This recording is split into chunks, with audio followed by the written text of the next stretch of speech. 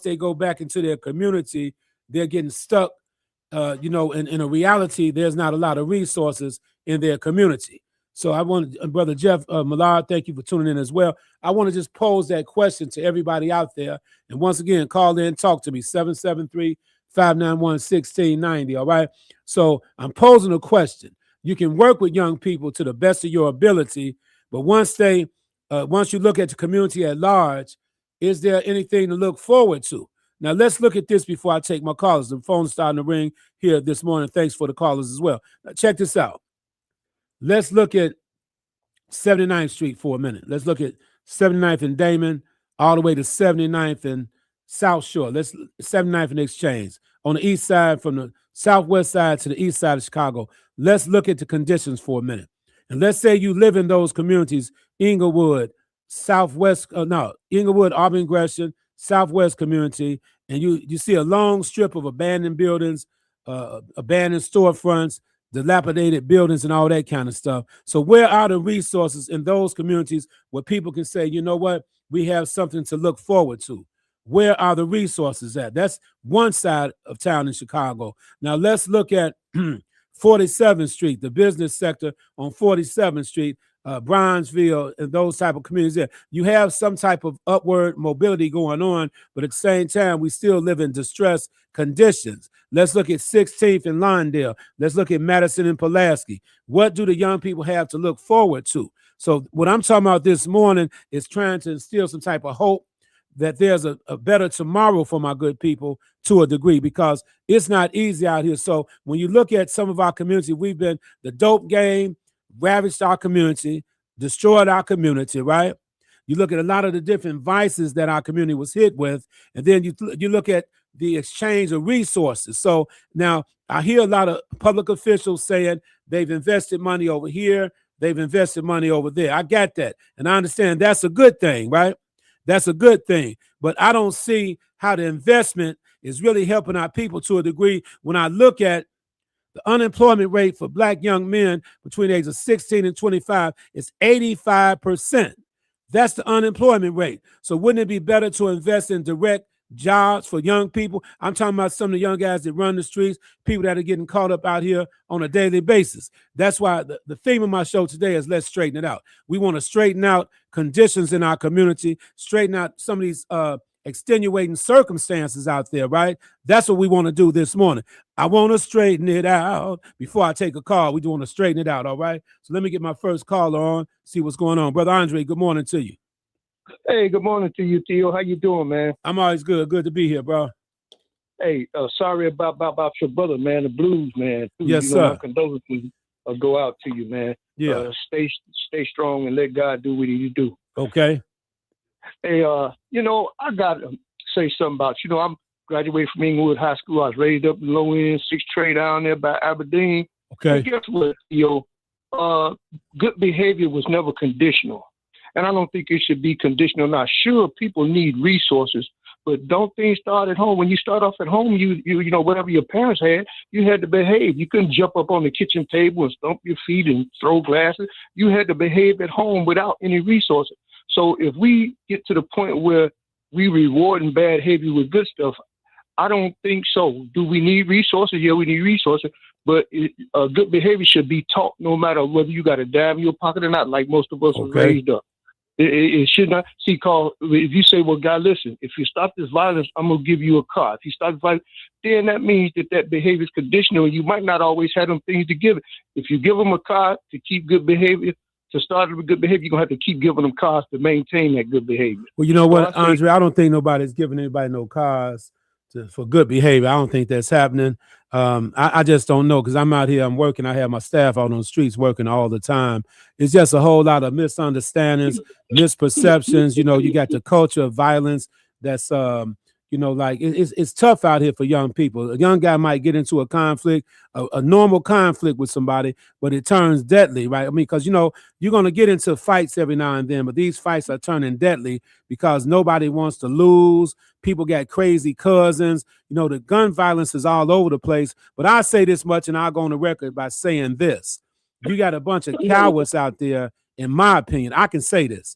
You got cowards out there that are not willing to let a situation go, because in their mind, they're fixated on the fact that I got to take this guy off the planet Earth, because they have the courage to do so, to shoot them Dracos and automatic weapons, but they're cowards in real life, because, you know, if it's not self-defense, Andre, there's no sense in taking a person's life. Self-defense is different. All these cowardly killings, shooting somebody while you drive, or drive-by shootings, shooting up in people's houses that don't have nothing to do with the conflict. It gets real crazy. Go ahead, Brother Andre.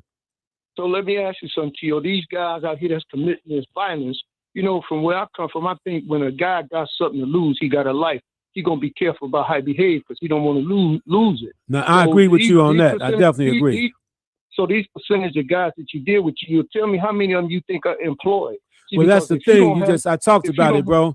You got an 85% unemployment rate amongst young African-American males in Chicago. 85, that's one of the most staggering unemployment rates. I'm talking about just for Chicago. It's probably similar in cities like Baltimore and St. Louis and Detroit, Memphis. Don't get me wrong, but we got a serious problem with unemployed youth running the streets of Chicago, Andre.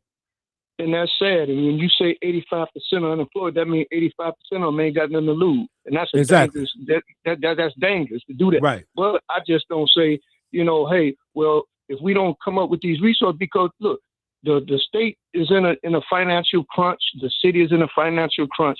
Resources might not always be available. Meantime, what do we do about your behavior? Well, the thing about it, it's been this way no matter what. But it's been this way, my brother, just to be honest with you. If you look at the statistics, it's been this way for decades when it comes to the African-American community. So it's complicated. It's hard to dive into the weeds all the time. But when we lost the family structure, we lost a lot. See, there was a time when young people could go hang out at their neighbors' houses, and the neighbors would treat them just like they were their own kids. We don't have that like we used to. Sometimes people don't even want their kids hanging out on the street or the block where they live on, because you don't know if somebody's going to come shooting on the block.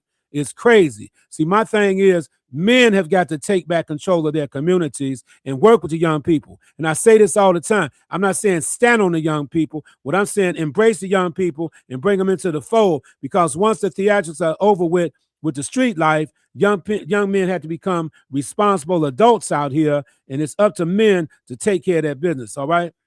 No, you're absolutely right about the TO. In closing, I say this here. Yeah. That family codes of conduct start at home, G. Yeah, that's what Art always talks about. Yeah. Yeah, but he talks about it in a harassing in a different way. I'm saying that look, I'm the youngest of 9 kids. My daddy made sure that we ate and behaved. Me and my 2 brothers and my 6 sisters. See, that was a good time, though. See, when you was being raised, bro, you had them family values. And then you had community values. You know, Art talks about community code of conduct all the time. So, I mean, it's different ways of going about it. But we have to rate, like, for example, you know, like when you go to a local barbershop, then I got so many people waiting to get on. I want to say this. When you go to a local barbershop, the men in the barbershop supposed to be solid men, to the point when young guys come in there, they see role models, right? They see businessmen, they see athletes, they see a flourishing community, you know, when they're young growing up. And the barbers, they set the example, set the tone for them to become productive members of society. That's just one example I'm giving. And see, I'm connected to a fellowship of black men, bro. I just want to say that nationwide and on the international level. I say this with confidence. We don't even see each other all the time, but when we connect with each other, we solid gold with each other. See, we don't second guess each other. There's no enviness, there's no jealousy, there's no animosity, because we are black men taking care of the black community to the best of our ability, bro.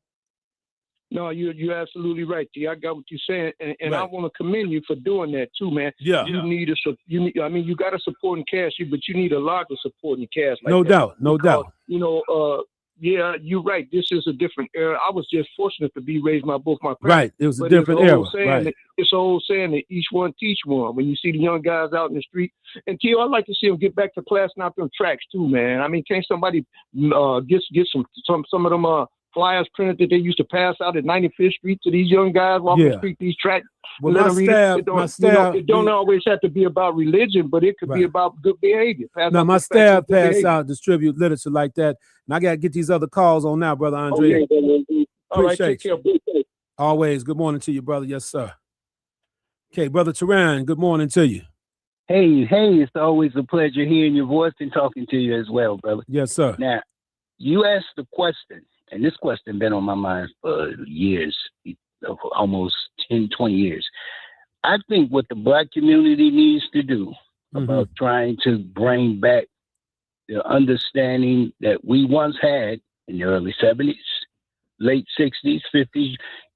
The history then was Black people united with each other because they had no other choice. Okay. They had unity. 47th and 47th on the south side. I grew up in that town, and I was able to ride around when I was a youngster. Yeah. You saw unity back then. Without a Black doubt. people had stores. You know, they had the community, they had stores, they had unity. Back in that time, the churches were teaching a little bit, even Reverend Ike, but they were talking unity about love. I think now what most people need to do now to reach this young Black community, I think we need to try to get with the ministers, get with people who have authority, even maybe some of the music industry. Okay. They see all the crime and they hear about it on the radio, TV, and all communities where Black people live. For sure. The question is, what do you think we need to do to get these Blacks to stop killing each other? Well, first of all, let me give you some, they need history. I said this once in the store, as in the Black community, in the West Side. I went in there one day and they were acting so crazy. I stopped to get gas. And I said, you know, it's sad for me to know the history about the Ku Klux Klan killing our people in Mississippi and different places. And you all do more crime to yourselves than they did to us. I had the chance to meet the people of Emmett Till and to hear how things happen with white people killing Black people killing Black people. It's so sad. So I think what needs to happen, what we can start off as doing, is to try to get a big unity of pastors and from the South Side, the West Side, and everybody who's concerned about the killing, get the mayor, the governor, everybody that say they're concerned about the problems, let's put it to test. Let's bring the words out among those who are able to speak to the young generation. Let's see if we can get the unity with all of the Black people, not just them white people, whoever want to come and just show Whoever the like love. to come together. I got you, bro. We need that because, see, talking about what we're going to do, and it never get done because no one makes moves. I think what man need to do and what God always wanted, he wanted man to become a friend. Becoming best friends with God is one of the best things that we all could do, and I think that would make a major impact. You yourself, Tio, you have brought words of wisdom to the radio, and people hear you. So now I think everybody need to make a move or try to make a move, reach out to the ministers that want to teach today and talk about God's love. Let's see if we can get it out there and make a move. I think all ministers should come together. Unity need to be among them. All right. Unity need to be among the youngsters that shooting each other. Why? I mean, what are we going to do to show the white community that Black lives do matter, and so do their lives? So I think that we need to try to, when I say we, I'm talking about all people. No, without a doubt, we good. Concerned. And I appreciate your call, okay? Yes, we need to bring it together and make it known. Yes, sir, without a doubt. And really let the voice, the VON, voice of the Negro, be heard. Yes, indeed.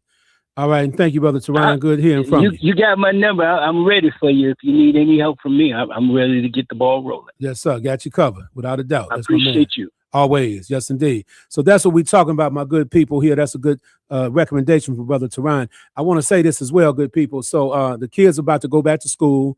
And what can we do to make sure the kids are safe on these school grounds and around the school and all that kind of stuff? So let me get my next call on. Miss Mama D, been holding on. Mama D, good morning to you. Oh, well, y'all guys rising. I missed you. I overslept the last couple of times. So yeah, I understand. To you. You know, I overslept last week myself, Mama D, so I wasn't here last week. Okay. And I don't like it when they put you on late either. I understand. We're gonna straighten that out as well, and I appreciate you saying that. We got to straighten that out. Yep. Okay. Now, my condolences to you and to your family. But as a Montessori educator, violence prevention should begin in preschool with the little child, not the teenage child, but the little one. Children are the reward of life, and they need to be taught how important they are.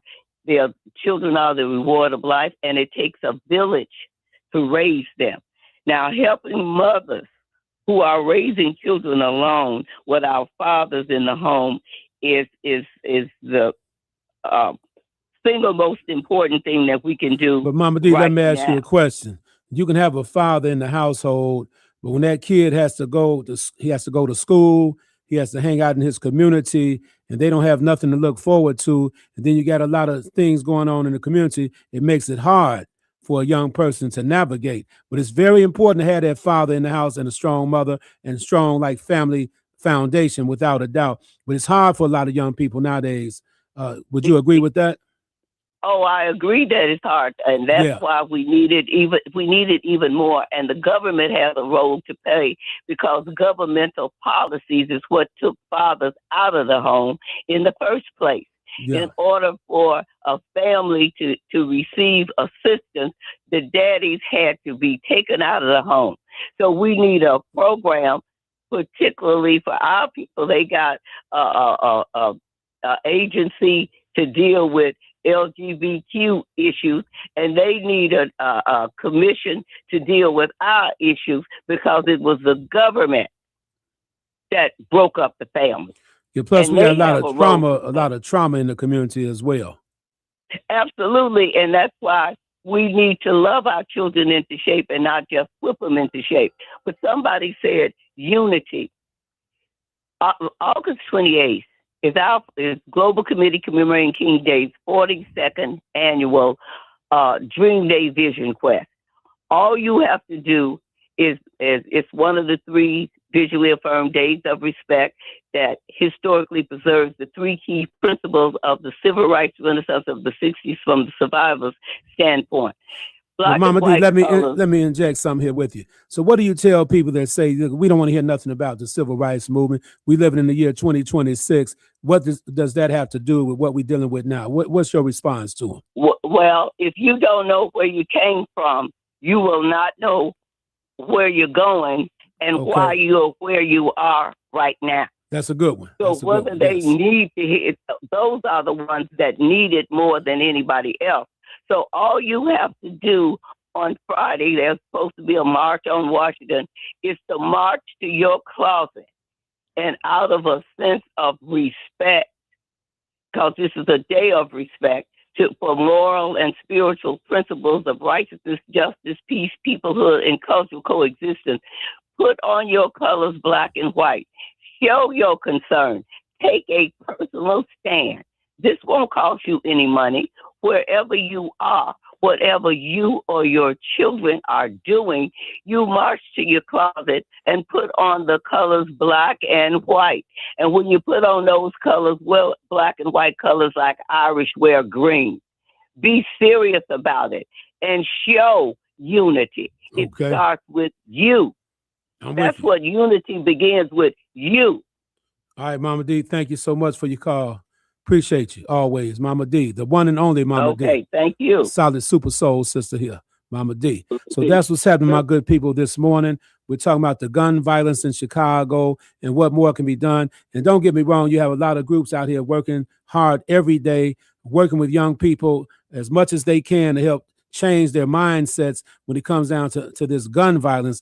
For some reason, we're being hit by a lot of different, from different avenues, in other words, because you have the high-tech automatic weapon industry, underground guns being sold, people getting these Dracos in their hands, and them Dracos take chunks of meat out of your body. If you ever get shot with a Draco, those bullets, man, are just military grade weapons. So it gets kind of crazy out here sometimes. And I'm not saying this to be paranoid or anything like that. So right now, homicides are up just only 1% in Chicago compared to last year. So I don't want to put I don't want to put it out there that things are out of control all the way, but one homicide is too many, right? Can we get homicides under 100 in Chicago one year? That's the main goal. We got to aim for that. It's going to be really hard to take on that type of work to get them under 100, but it can be done with the right strategy, okay? So let's bring Brother Chris on. We'll continue to talk about this subject. Brother Chris, good morning to you. Brother Hardiman, good morning. Shout out love to the WVON family, and I hope the children of Chicago have a successful return to school. For sure. You know, and we got to look at, you know, multiple things, man. They fight so hard, you know, for a Chicago Bears stadium, or let's keep them here, a casino, and we got some issues where the neighboring states, you can get a gun, you can walk in with a gun you can go get a gun without proper ID or whatever, and then they come drop it in Illinois, in Chicago proper, which they've been doing for decades, brother. Well, you know what I plan to do, brother Chris? I plan to look at the numbers, the hard numbers, when it comes down to some states that have open carry, and then some states where, you know, like say Wisconsin, Texas. I want to take a look at the levels of gun violence in some of the open carry states. And now in Chicago and here in the state of Illinois, you have some very strict gun laws, but for some reason, young people they have access to all these military style weapons. That's what's really crazy right now in Chicago and Baltimore, St. Louis, Memphis, just the same. But there's a culture of violence that's sweeping the nation with some of our young people, brother Chris. You got what do you call it? Crime is proximity. So if you're in a black neighborhood, right, most likely the offender gonna be black, okay, Latino, most likely Latino, white. They kill their own people. I got it. You had a retired Chicago cop who killed his wife in Crystal Lake. Yeah, I saw that. They found 100 or so guns in his house. Officer Tracy of Mount Greenwood, when they shot that dude from Indiana in a funeral procession. Okay. In Mount Greenwood, they found him with 117 unregistered guns, brother. So that's we know what's going on, brother. 117 unregistered guns. Yeah, Officer Tracy. Okay. Officer Chicago Police. Yes, sir. So if you look at somebody making $90,000 a year, and then you can make another 100,000 off the book selling guns, what you think, brother Tito? No, I know what's happening. A lot of people they go for the okie doke. It's all about corruption. It's about trying to make that dollar bill, right? But the thing about it, whatever happens in the dark is going to come to light sooner or later. That's just the laws of average. And that explained it. In the black community, you get a gun quicker than a book, brother. All right, understood. Much respect to you. It's sad, though. It's a sad reality because, you know, countries like like London, like the UK, countries over there on the continent of the UK continent, like London. I've done some work in London. I've done some work in Scotland. So it's different circumstances. Don't get me wrong, you know, but the reality, they don't have guns. You cannot have guns in the UK. They're not beholden to the gun lobby, brother. These politicians, they beholden to the gun lobby. And if you vote against, gun, gun laws, then they put on the report card, oh, this person is, open with crime or whatever. They label you and, But Brother Chris, let me ask you a question. Do you think Chicago would have as many homicides if there were no guns in Chicago? Do you think that would cut the homicide rate by 50% or 75%? Strong possibility, but then it'll be other ways, people take people's lives and stab. Yeah, but the guns are more like a convenience weapon where you shoot somebody from a car from a distance or whatever. Some people, they don't have the heart to just walk up on somebody and stab. Some people have the heart, don't get me wrong. I just believe we could cut the homicides by 75% if we didn't have no guns. But you need, that's as far as what's that? The Second Amendment, right? The right to bear arms. But the Second Amendment been so bastardized. Back in the day, they was probably talking about muskets or something. But now you got war weapons on the street. Okay. With enhancements that somebody come and spray 40, 50 shots. Right. And, hit a little baby playing on the corner. So it's a multitude of things, brother, we gotta correct. But, the family gotta always, is a work in progress, brother. Appreciate you, Brother Chris, always. Much love, Brother Hardiman. Yes, indeed. Much love and respect. Yes, sir. So that's what we're talking about. It's a work in progress, my good people. There's no overnight or easy solutions to the gun violence, but let's just keep working one person at a time, and we can make a difference. Just trying to make it right here. We got Brother Al Stone. Good morning to you. Hey, Brother Tio. Yes, how you doing there? I'm good. I just want to say this real quick. This take your time, Al. Take your time. This culture of gun violence is a byproduct of this gaming system. It's this GTA. All these kids and older adults from the ages about 14 to 45. They waiting now for the GTA 6 to come out. They hunt each other in packs on there. They should be suing the gamers instead of suing the gun manufacturers. So you know what? You're saying the game industry is actually promoting the type of behavior that we see with some of our young people. That's what you're saying, Brother Al? On the streets. Yes, they are. Right, that's crazy, man. Thoughts. I can kind of see the correlation with that because a lot of young people are very impressionable during their younger years, and a lot of them don't understand that when they become a little bit older, they end up getting trapped in one of them penitentiaries because they made a mistake that they cannot reverse. So I would hope that young people would say a lot of times younger people are not thinking about consequences, right? No, they're not. Okay. And, you know, I was talking to my 31-year-old son last night sitting at the house, and this is what came about this GTA. Everybody's waiting for GTA 6. Okay. And the whole country is. So they need to sue the gaming manufacturer. Yeah, the gaming manufacturer. What are your thoughts about social media being a problem, too, when it comes down to spreading this culture of violence all across the universe? So worldwide, what are your thoughts about that?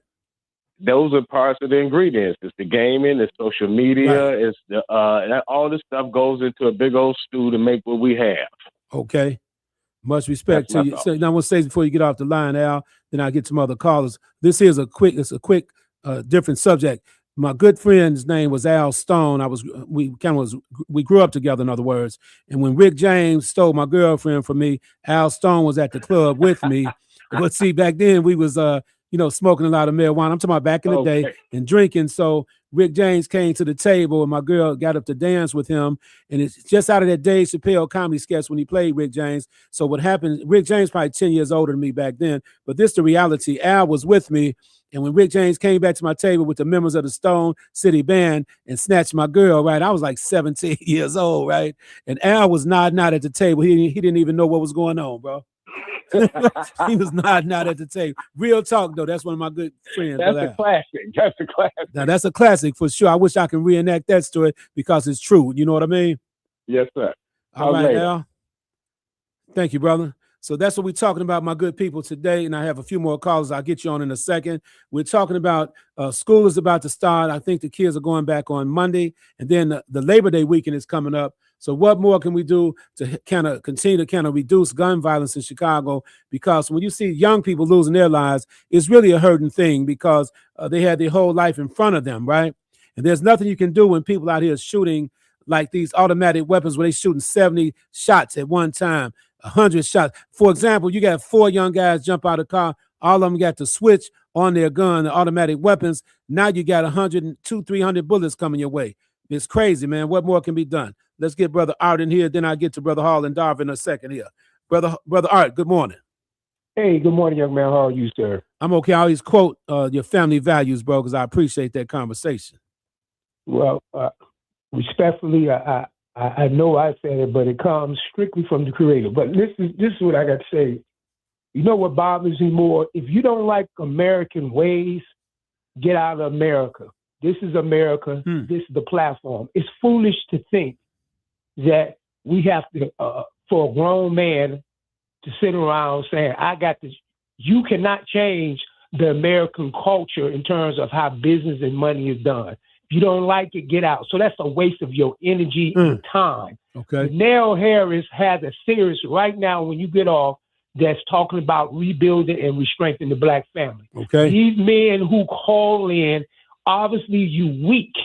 If you feel that you allow a government or somebody to take control over your family and your children, I'm not talking about when your children become grown and they make the decisions they make, that's not on you. But what is on you from the ages when they are born until they become legally an adult of 25 years old, from that perspective, the onus is on you and you put the law down. So these weak men who call in talking about the government and somebody did this to me, it's so foolish. You broke the law when you were selling dope and drugs. So why wouldn't you break the law to raise your family? So that dumb excuse that you give that the government took Black men out of the home, and that's let's debate about this for a second. All right, there was a time in the history of the Black family where women were on public aid. the black man could not live in the house with her, especially if they were being raised in the projects. Now, I understand that history right there. So now back in the 1950s, which I was not around, but I do my due diligence in studying the numbers, right? About 75% of men were in the family during the 1950s. Now, let's move fast forward to the 70s and 80s. Now you got 75% less black men in the families raising their kids. Okay, but okay, I mean, come on, the numbers dictate that reality, okay? Okay, but watch this again. You just said that the government told the women that you can't have. No, you wouldn't be able to get your public aid check, or you couldn't live in the projects like that. I'm with you. Yeah. They told you you couldn't sew dope, but you still found a way to sew dope. Now, the men still were in the house. Don't get me wrong. A lot of guys was hiding in the closet. They were still there. Go ahead. You can't have it both ways. Okay. The government told you couldn't do something, and you said the result of that is the result of black families broke up. That's what your argument. The result was black families were broken up. Right. I'm going along with you with that. Yeah. They told you couldn't sell dope. You managed to sell dope. You figured out a way to make crack cocaine. You managed to figure out how to do all your other devious and sadistic behavior. So you should have found a way how to raise and teach and train your family. It's an excuse. And the women who call in and want to, they cannot leave. Mama D and them, they're decent people. I believe their minds is in terms they want the best, but you can't leave, because the bottom line, to lead something, that means you must take control. And in taking control, sometimes you got to kill, destroy what's killing the body, which is the family. And we want to soft pedal stuff. Drugs and alcohol was the destruction of the black family. No, drugs and alcohol. See, you got to understand too. Let's look at history again quickly. Then I can tell the callers. Now you had the Black Power movement, right, in the 60s, right? Civil rights movement, all that kind of good stuff there. Now, J. Edgar Hoover waged war on black leadership, right? They did not want another Messiah like a Dr. King or Malcolm X to come about. So as an end result, after the civil rights movement, a lot of Black Panthers were shot down and murdered and locked up and all that. So now the big drug package was dropped on the black community, right? And Nixon declared war on the drug game, but it was a failed war when it comes down to failed war against drugs. So black men, some black men, not all, let me make that clear, they want to become pushers, players, and pimps. And those are the kind of images, even in black exploitation films, that we really looked up to at one time. So is it really different this year, in the year 2026, the same way it happened in the 70s and 80s? You had these images that were being paraded around black folks that makes it dictate that those type of guys are the young people that we need to look up to. But that's not the case for all of our people. Go ahead. Okay, so let me end it with this. At the end of the day, when it's all said and done, you made a decision. Anybody who sold drugs to their own community and family was against God. When you become against God to destroy family, to build your family, then your family get hooked on drugs, you destroy family. I think a lot of the brothers that used to sell dope are, hold on, Art, a lot of them brothers have remorse now and they're trying to pay it forward by getting a second chance to help. Now, Art, you can't talk while I'm talking, bro. We both trying to conversate here, all right? The thing is this, bro, is that a lot of them brothers have turned their lives around now and they're trying to give back to the community. That's all I'm saying. They got caught up, man. The failed war on drugs, people got caught up. Go ahead, Art. Go ahead. Okay. I am happy and glad that these brothers or sisters who sold drugs are giving back to the community. But you cannot get a pat on the back because you doing the right thing. Okay. You don't get a pat on the back because you raised your children or you was a mom or a dad. That is what that's what you're supposed to do. Right. So they don't get no applause because you did something wrong. Now you have to spend the rest of your life correcting the damage and the destruction of your community. All right, brother, I gotta take another caller now, bro. God bless and rebuild and strengthen the black family. Yes, sir. Appreciate you, bro. Yes, sir. Hey, Brother Hall, good morning to you.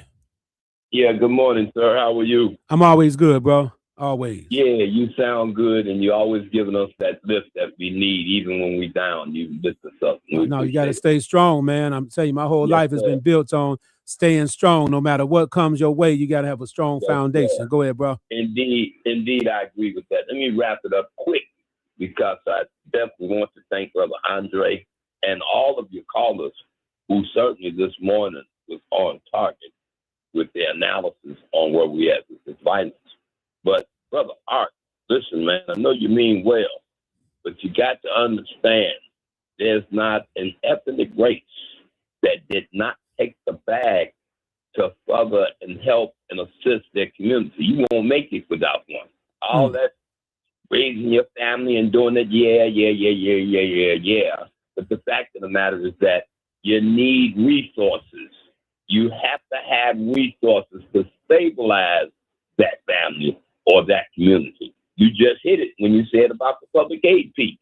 It was mandatory to run them Negroes out of the home. Yeah, because I was raised in the projects. I can remember when my mother actually, had to hide my stepfather in the closet. Yeah, you had to have lamps and all this kind of stuff. Yeah, we already know back then, and you said you wasn't raised in the 50s, brother. I was.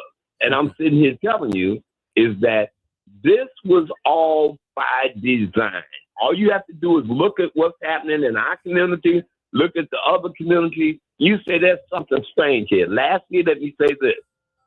I'm always on the aldermen and senators and all of them because that's what I do. When they do good, I talk good. Let me thank Sister Pat Dow, Sister Maddie Hunter, and LaShawn Ford and a few others. Yeah, good people. Because they get it. They get it, man. All we have to do is give the other ones a tall can of kick ass. Because if they don't, we go to the bottom into the sink. All right. Please, people, keep it up. Appreciate you, Brother Hall. Yes, indeed, my man. Sir. All right. Good morning, Dava. How you doing? God bless you. Can you hear me okay? I hear you good. I just want to say this, Tio. I haven't been on any shows. I've been out doing what the Holy Spirit wants me to do and what we're doing for our young people. So I want to say this. I don't like to mention people's names. Okay. But the brother that said that what he is saying about the things in the homes and all of these other things, the word of God said, do not be deceived, for he is not mocked. Whatever man soweth, he's going to reap it. Now, what we're reaping right now, and our mothers are reaping, look at the article that someone put on Facebook that I talked to my brothers in the street about this. Why are black men killing black women by an alarming rate? And this didn't come from no bomb on the street. This came from brothers with power. I'm on a page with nothing but brothers with power and a mindset that is trying to show us what we're going through. So what we're doing, as I don't want to mention nobody's name, but I already knew that what we're going through is what we send ourselves through because of the things that we follow by the white man. Just because someone said, here's some drugs, take it. Here's a gun, shoot it. Join a gang.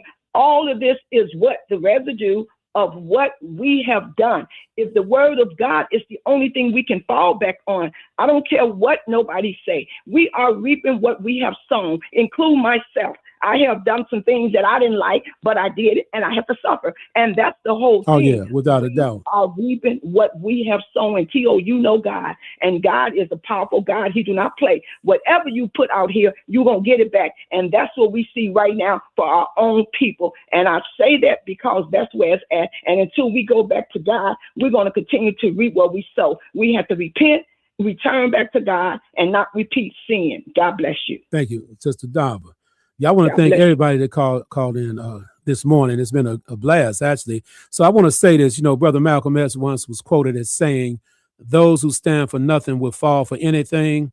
And then J. Edgar Hoover, that he was once asked, what was the biggest threat to the United States? He said, black unity. So they did everything they could do to make sure that there was no black messiah that can organize the masses of our people. So we have so many different persuasions in the black community. But for the most part, we talked about the gun violence and the problem, but you have a whole lot of African-American people that are doing good for themselves and their families here in Chicago. So we don't want to just highlight all the bad stuff. Let's look at what's going on that's good in the community as well. So something has definitely changed when it comes down to this culture of violence. We have to fight harder on social media to make sure we put some positive images out there. And we have young people taking over communities. That means there's been a collapse in leadership to a degree. So I'm not here to blame this person or that person. I just got into the solution. I'm doing the best I can do with what God has given me. If that makes sense to you, I'm doing the best I can do as far as what God has put on my plate. But at the same time, more work needs to be done. We have to reach somebody and teach somebody to the best of our ability. That's when I go out to the Cook County Jail to volunteer with them young brothers every Friday morning. I tell them young brothers the truth based on my perceptions. The only role of a man is to build a legacy, take care of your family, and then help some of your other friends if you can. But you're not going to be able to help anybody until you help yourself first, right? If you got so many people like leaning on you, you got to step away for a minute in order to kind of really build a strong foundation so you can be a help to somebody. Sometimes just being like a statue, a pillar of strength for somebody is what some people need sometimes. Just being solid right there, being consistent with your message. That's what it's all about. So when I see young guys and some young women that I've helped, all praise due to God, it makes me feel good inside, because the young brothers will come to me years later said, hey, I got a house now, bro. I'm taking care of my family. That's what I want to see. I got young brothers that run up to me on the streets all the time. I cannot even go nowhere half the time in a positive way without young guys running up to me saying, I appreciate you, bro. You inspired me. That's what life is all about. You got to inspire your family as well. So, that's just who I am. I'm a born revolutionary, brothers and sisters. That's why God has me hosting this particular show. And being a revolutionary means that you're universal. That means you understand your people. So I got to sign off now. Thank you all for tuning in. Peace and blessings. Share this video. I'll see you all next week. Same time, same place. Peace. All right. That's it for me.